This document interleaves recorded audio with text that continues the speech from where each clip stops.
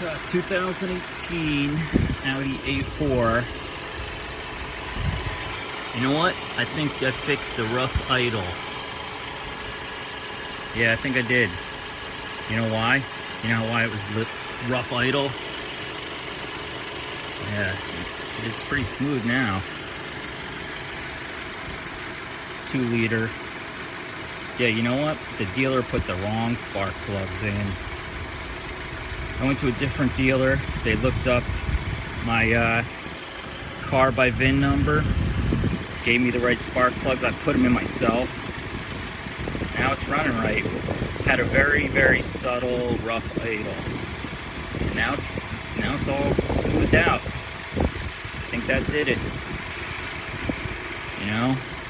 Gotta take matters into your own hands. It cost a fortune trying to figure it out. The dealer was like, "Oh, we'll put spark plugs in for you." Yeah, they didn't put the right ones in. Apparently there's a lot of different spark plugs for these engines. Yeah. Thank God it's over.